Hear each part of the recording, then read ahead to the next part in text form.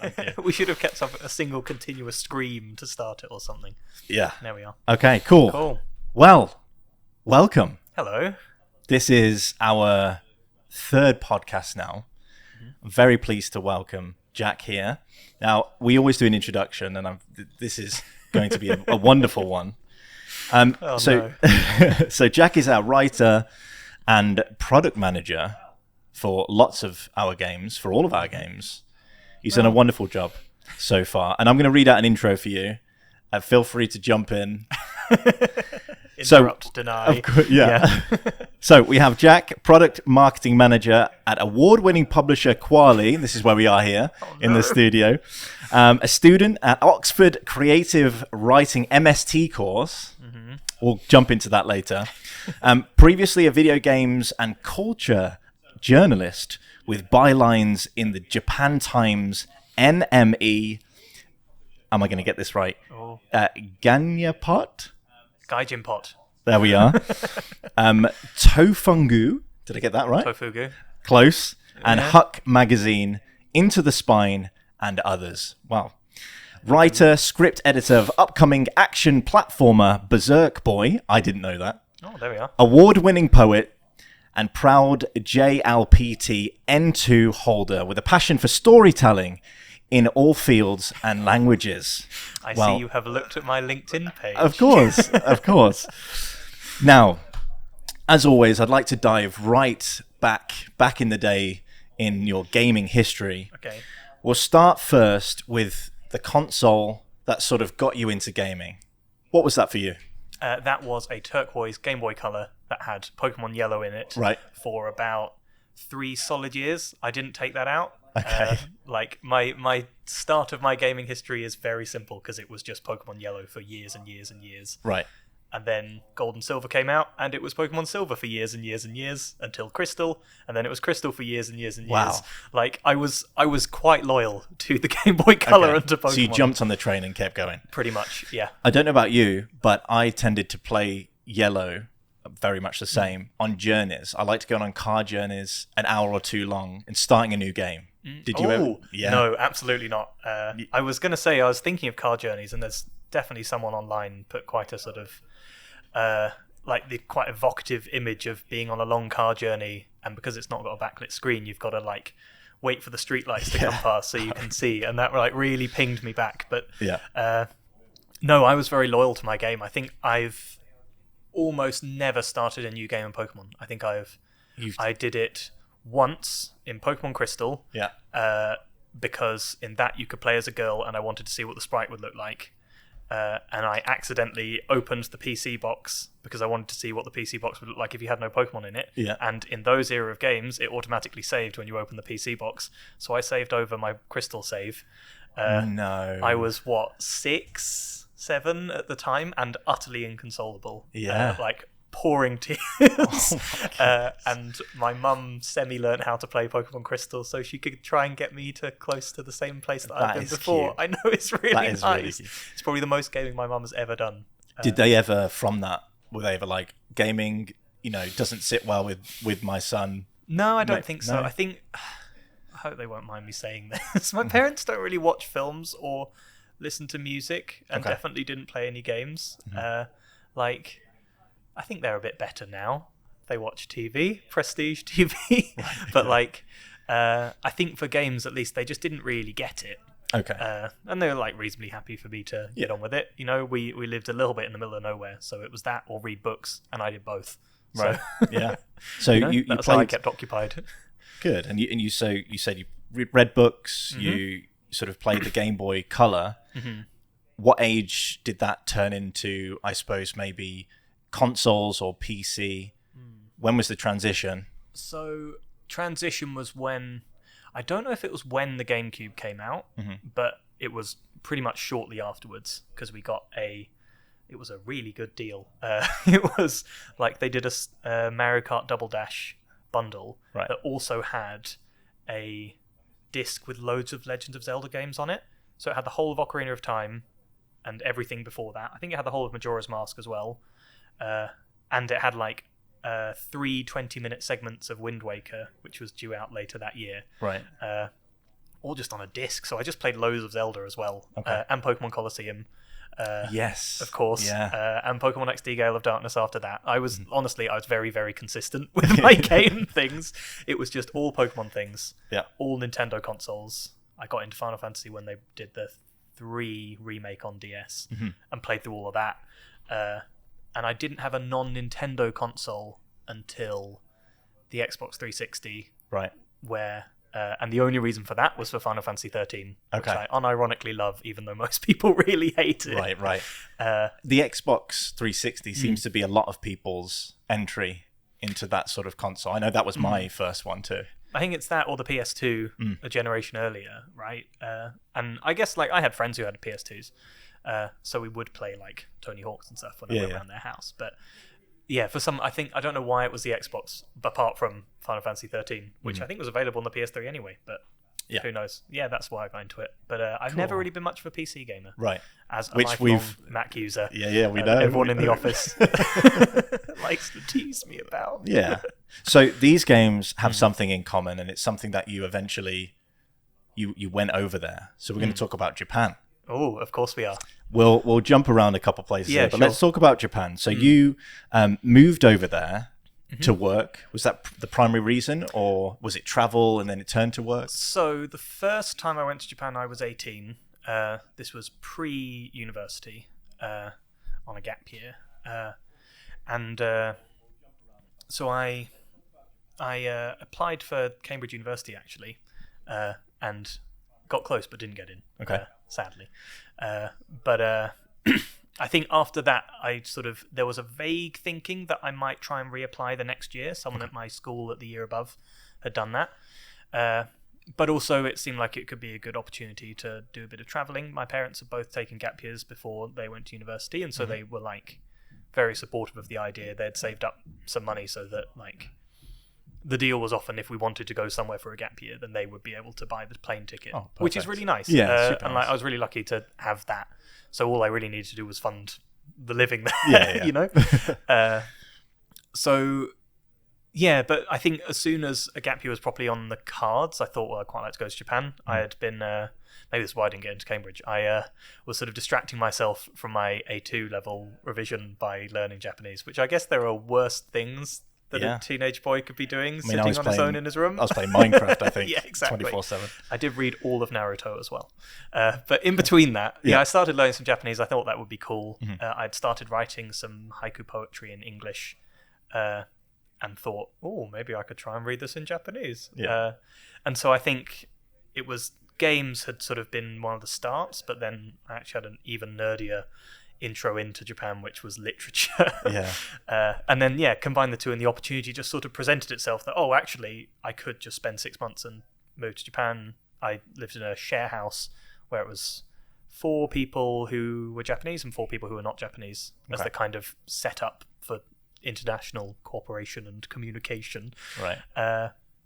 And I just had a really great time. I worked part-time doing some copywriting, and the rest of the time I'd sort of like wandered around this great big city in a language I couldn't really read, in a language I couldn't really speak. My first time living away from home, going from a teensy tiny little country village to one of the biggest cities in the world. Amazing.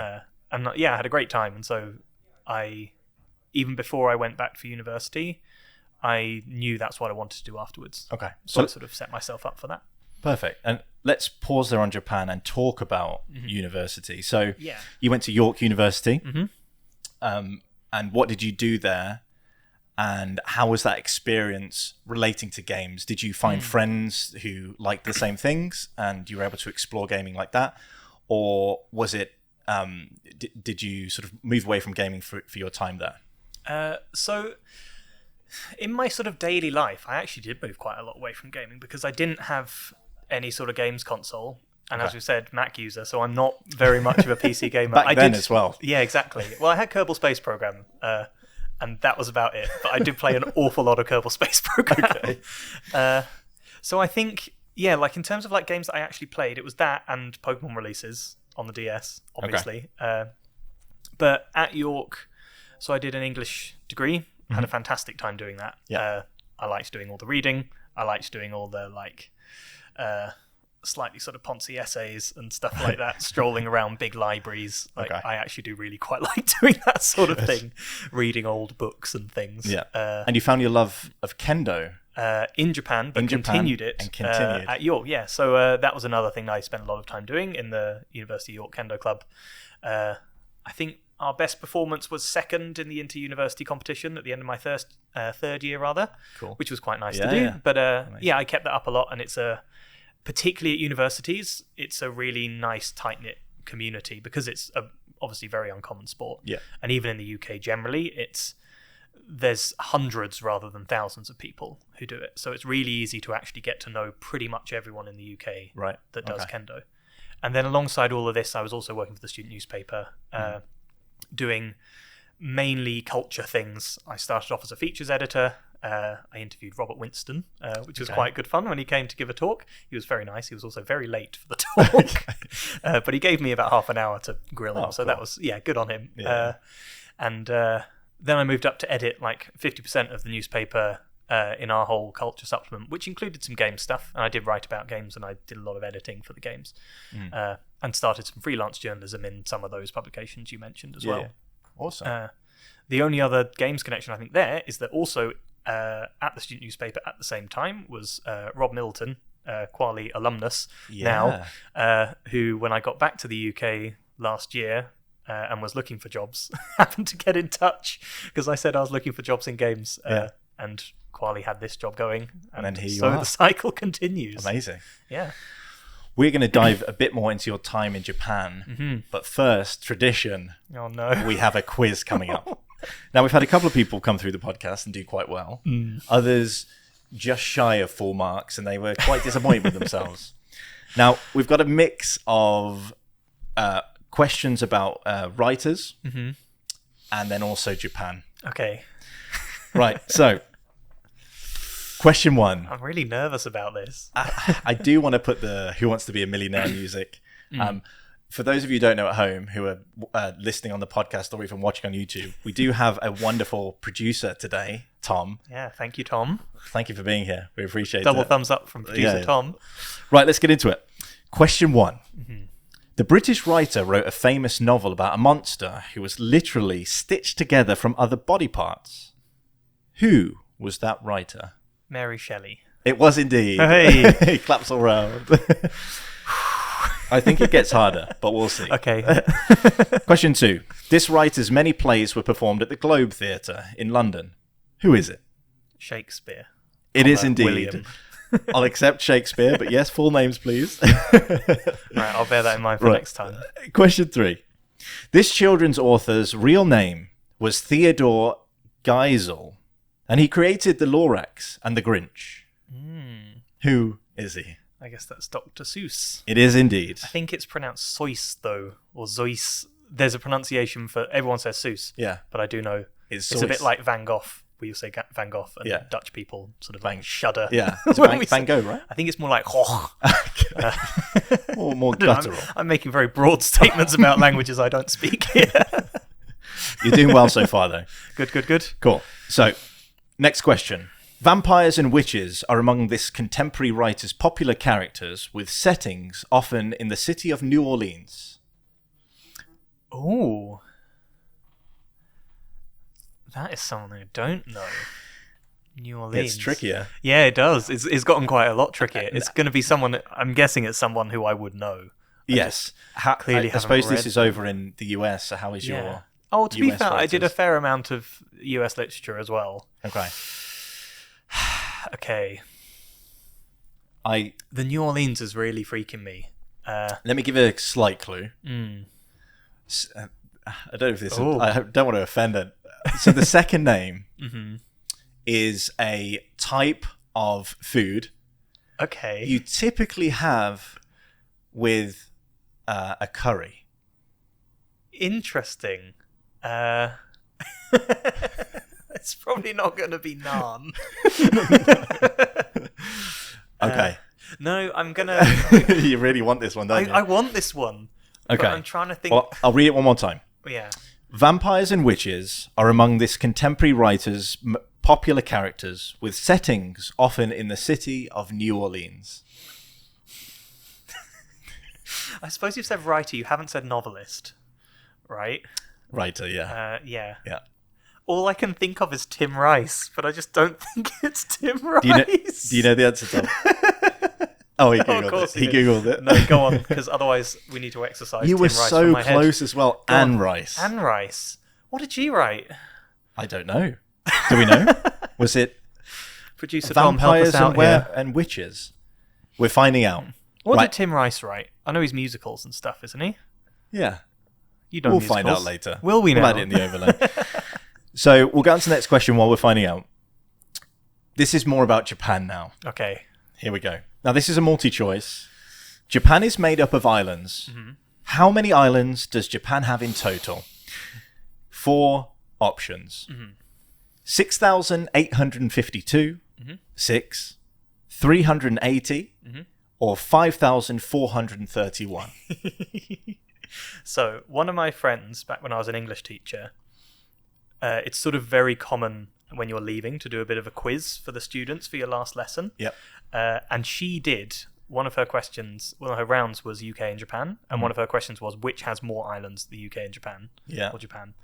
It is a lot closer than you think because both of us have got thousands and thousands. So it's definitely not 6. And it's definitely not 300.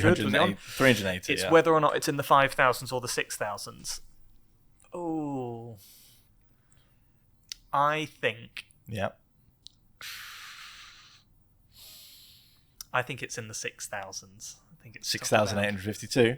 What was the 5,000 one? 5,431.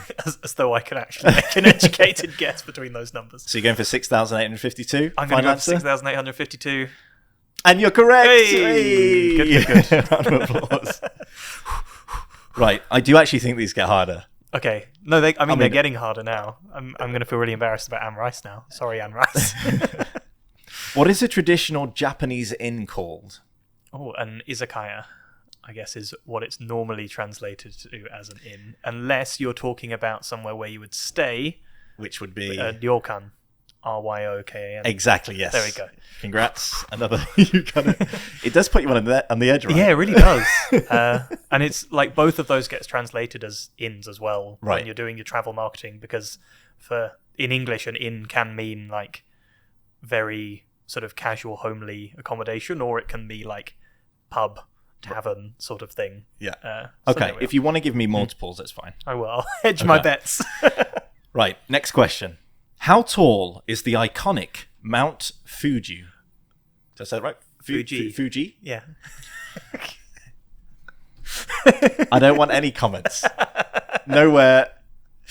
Tom's he's dying with embarrassment, I think, for me. Even Tom knows that one. It's a famous mountain. The pronunciation. That's fine. Not the You can height. make fun of me. Yeah, yeah. You've got I mean, the questions, I put you guys under pressure, so it's only fair. great. Do I get multiple choices for this, or do I have to just pull the figure out of the air? You can do the closest Okay. 1,000 in meters. Okay. Because I think it's about. Wait. Oh no. I felt quite confident, and now I'm immediately thinking, wait, no, that's really high. It is quite high, though. Yeah. It's. Oh. I may as well just look like an idiot. I feel like it's like 3,000 meters tall. It's tall. 3,000? But then that feels like. Tom's Googling Tom's it. Googling. I'm not sure if that's like double the height of Mount Everest, if my whole sense of scale is completely wrong. I think I'm going to go for it. Yeah. Yeah, about 3,000.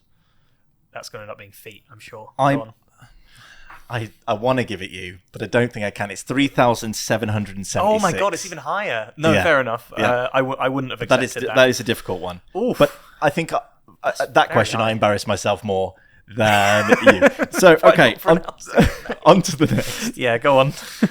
Few original castles remain from the Edo period, or Edo, of 1603 to 1868. How many exist today? Ooh.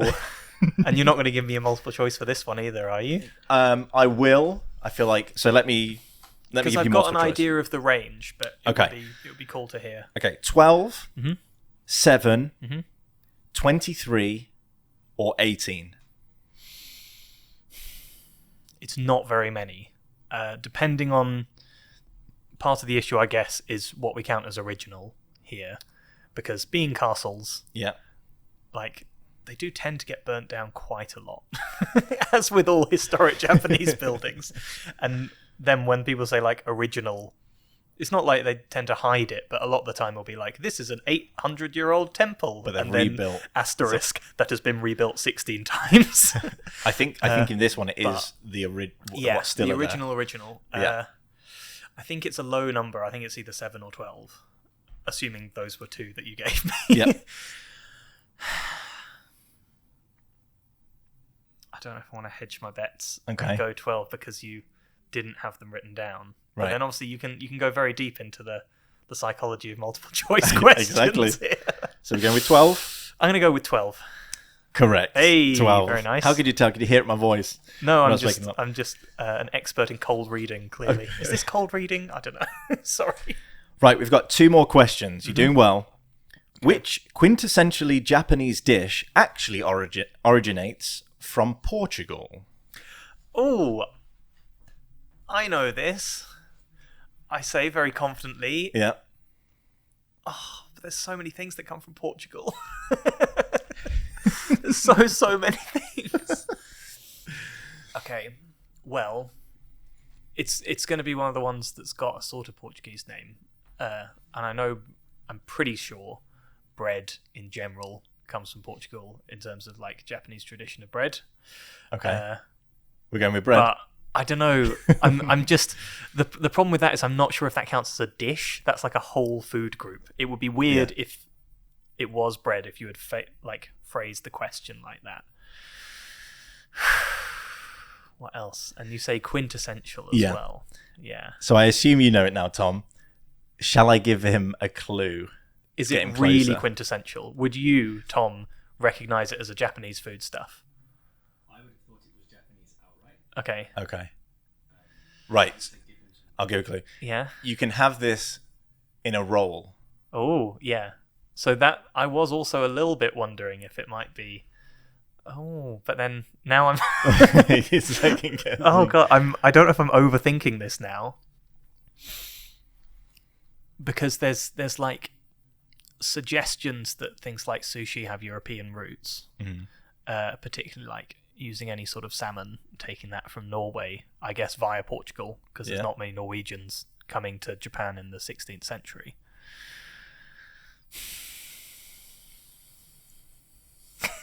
You're doing a great big smile. I'm gonna go on, give me a guess. I'll risk egg on my face here and say sushi. It's tempura. Oh, of course it tempura. Is. And also, I know it's not sushi. It's all good. It's all good. Dear. I'm not going to be able to look any of my Japanese friends in the eye. Right, last question. Which sacred animal is known for wandering through Nara Park? Deer. It is indeed. Hey. Congratulations, we got the last one right. Those were consolation. Yeah, those were quite difficult though, I have to admit. The tempura one wasn't.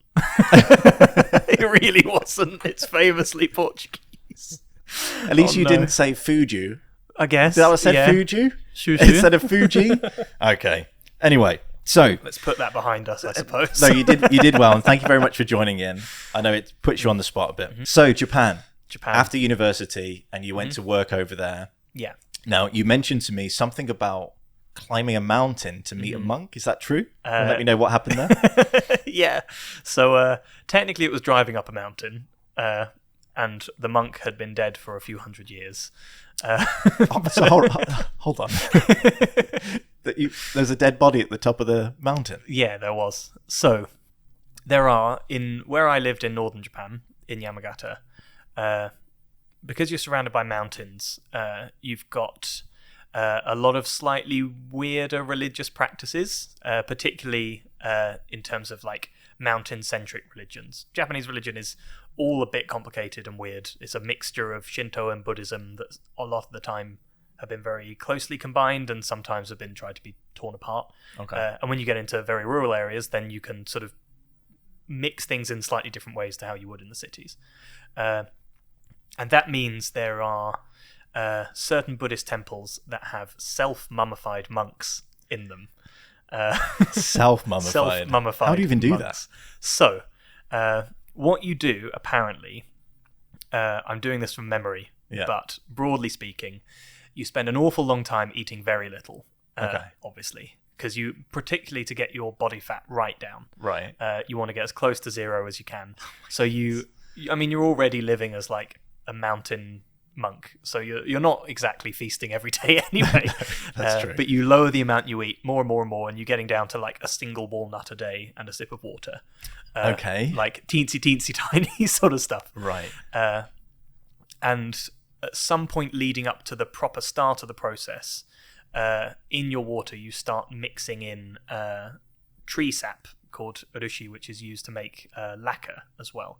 And in its sap form, before it's cured, it's a little bit poisonous. Like you wouldn't want to, if you had some, you wouldn't want to get it on your hands. It would give you a rash. But you definitely shouldn't drink it because it is a bit poisonous.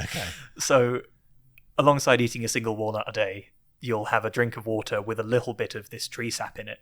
Are you killing yourself slowly? I think so. You're sort of killing yourself a little bit, and I guess you're sort of lacquering your insides a bit. Oh my goodness. I'm not too clued up on the exact like gastric processes involved. But you're doing that, and so you're sort of slowly pickling yourself from the inside, basically, and completely emptying yourself out, ridding your body of absolutely everything. And I think you do that for about 1,000 days or so. So this takes a while. You're still alive at this point, going about your monkish business. The dedication as well. Yeah, exactly. And then the process properly starts, where you dig a hole, and you get put in the hole, sitting cross-legged in a lotus position. And you've got a little tube, and you've got a little bell with a string coming down into your hole. So you're sitting there in the dark, basically, in a chamber. And I think a teensy tiny bit of water, no food, comes down the tube for you to like drink every day. And every day you ring the bell to show that you're still alive. And you basically just carry on doing that until you die. So from the people upstairs, or above ground, they keep tipping a little bit of water in, listen to the bell, tip some water in, listen to the bell, tip some water in, roughly every day, until the bell stops ringing.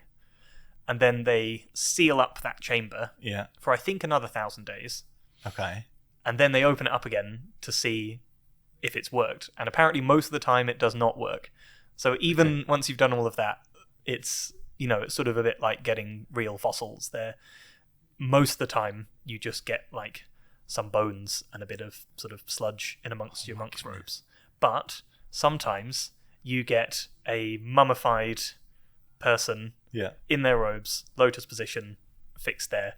And it's effectively a form of enlightenment and breaking the cycle of rebirth that a lot of Buddhism is focused on getting out of, through like pure force of will in this really extreme practice. That sounds horrific. Yeah, doesn't it just? Absolutely horrific. Rather him than me. But to go through that and stay, as you say, stay strong and just do it is insane. The person who did it, so me and a friend of mine who was visiting Japan came with me to go up and see him. And we got a bit of a tour by one of the temple monks. And he was saying, I think, to be honest, the guy was already built different anyway, to be honest, because there's another story about him that there was some disease in one of the villages down the bottom of the mountain that had affected people's eyes, and some people went blind. And apparently this monk tore out one of his own eyes in sort of solidarity with the villagers as well, to sort of this guy was a machine. That pain. I know, right? Absolute machine. And so right now he's set up in a sort of altar-esque position with all his robes on. We got given the talk, and then the monk sold us some charms for 1,000 yen, about £7, which I've got with me. That has a little scrap of his clothing in it, and they change his clothing about every decade, and then they cut it all up and they sell it in charms to tourists for about £7 each. And you took it all the way back to England? All the way back to England, yeah. Cool. So that is brutal, isn't it? Just. So moving on from this, in Japan you did Kendo, and I know that you've sort of continued that even now. I know you go every week. I go twice a week. twice a week. Yeah. Now, I wanted to know from you, what does it mean to you to do things like Kendo? What is that emotional side to want to continue doing it, moving, forward from Japan when you were 18 all the way to now? So I think it's really interesting with something like Kendo, because depending on who you speak to, because it's obviously got, it is a martial art as well, and it's got sort of proper martial arts as in actual combat stuff roots. Some people will approach it in a very philosophical martial artsy way, which comes from, how a lot of samurai sort of saw themselves. It's very inspired by Zen Buddhism and things like that. But then there's other people who see it very, very practically as a sport that happens to be sort of rooted in swords, in maybe a similar way to fencing is in Europe. We don't really think of fencing in an especially spiritual way, beyond how we might think of any sport in a sort of spiritual way. So I've sort of had both sides exposed to me in that. So I think from the practical level, it is actually just a sport that I really enjoy. Right. There is obviously a profound sense of stress relief when you need to scream really loudly, hit people with sticks until you're so exhausted you want to vomit, right? And do that twice a week for 2 hours. Yeah, you can't really be weighed down by the outside world during that, because if you're doing it properly, then it does require your entire focus. Yeah, and maybe that gets into some of the more philosophical stuff that I think mentally it can be very good to switch off and focus entirely on something. Kendo, like a lot of martial arts generally, is extremely rooted in repetition. The stuff that you do in Kendo is kind of quite simple. It's just you lift a sword up and you put it back down again. But sometimes you do it fast, and sometimes you tilt it a bit. But fundamentally, you're just going up and down like that. And so a lot of the practice is just going up and down like that for 15 minutes. But there can be something quite powerful in that, I think. Yeah. In the UK, and actually generally, I think there's a really good community. It's something that you get with a lot of sports. But again, with Kendo, you're hitting each other with sticks really hard and screaming. So you get very close to the people that you practice with. Right, a okay. lot. Cool. And in the UK, I think it's a way of holding on to some of the friends I met in Japan and some of the culture I really liked about Japan. Cool. That's awesome. And I know we've got a video coming out soon of you with a couple of swords. Oh, no. Which will be going up on the YouTube. So we're going to move forward now, lastly, into talking about Kwalee. Yeah. Where we all work. So firstly, you found out about this job through Rob. Yeah. And what was it about the position that spoke to you company-wise? And then sort of move into the games and which games you enjoy the most. I do this every podcast. We always say we love all of our games. We actually do. We actually do. However, if you from what you play outside, what game resonates with you the most that we have upcoming? Okay. So in terms of Kwalee itself, I'll be honest, it sort of helped that I already knew someone there. Not necessarily for making it easier to get the job, though an introduction obviously means that, if it's good enough for Rob, then I know who this person is. It's a little bit of a known quantity, but also it's nice, I think, to have someone who you already know, to have a connection there already. There was someone I was already reasonably close with, in that, and this was my first proper job in the UK as well. So I don't really know how anything works. But for Kwalee generally, it's a place where I think quite a lot of people will get their start in the industry, which is quite a good sort of public service in a way to provide, because I think games is a difficult industry to break into. But lots of people have the skills that are needed for games. They just might not have actually been doing it in the games industry yet, and doing my research, and obviously now I sort of know it firsthand, Kwalee seems like a person that will recognize that you actually do have some skills that we'd use. And that those skills plus an aptitude and interest in games actually can combine to make you quite a good member of the games industry. Again, I'm cautious to not speak too much, because I actually did know someone already in the company. But there are companies, including Kwalee, who will not necessarily require you to have contacts on the inside for that. I think that seemed really good. from what I'd seen of the games at that point, we hadn't announced a few of them, but they looked cool. And I think particularly the fact that it was a relatively small team meant that I could actually I could roll my sleeves up and actually have a bit of an impact on things as well. I had come from a really, really enormous company in Japan beforehand, where the scale of the company and just the nature of how a lot of Japanese companies work meant that my influence was very, very small. I was a teensy tiny little cog, and that can lead to very efficient things. But if you want to spread your wings a little bit more or have a bit more hands-on time, then it was quite nice that the PC and console part of Kwalee was still relatively small. We all know each other very well. We all play all of our games. Versus some bigger companies where you're a bit more segmented. Okay.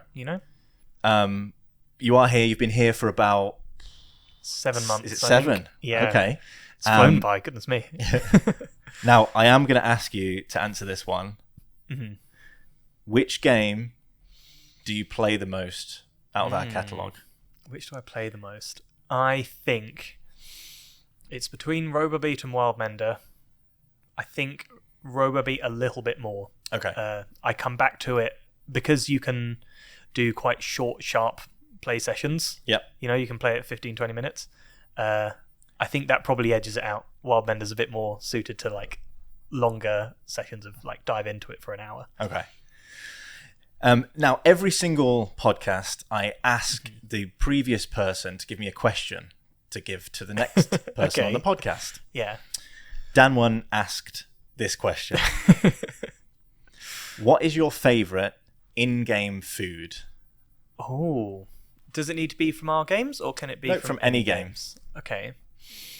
What is my favourite in-game food? I think it will have to be from Final Fantasy 15 because they went so much further than they needed to, lovingly recreating every single food stuff in that. Oh, but which one? You know what? I'm going to be a little bit left field here. Yeah. In Final Fantasy 15, you can literally just make toast, and it's presented really lovingly on like a nice tray, still steaming and perfectly browned. Yeah. And I really like the idea that someone must have spent quite a long time getting a really good toast texture for these 2 bits of in-game bread that do almost nothing except give you a meal. So I'll say that for what it represents as much as what it looks like. So toast from Final Fantasy 15, that is a very good answer. And in the same way, what question do you have for the next person? And you don't know who they are? Yeah, I was going to say. Just whatever question you have. I wonder if it should be game themed or if it should be something else. Whatever. Yeah, to do with whatever. Won't do anything really dark. What is your life's greatest regret? Oh my goodness. If you wanted to do that. That'd be a bit harsh. I think...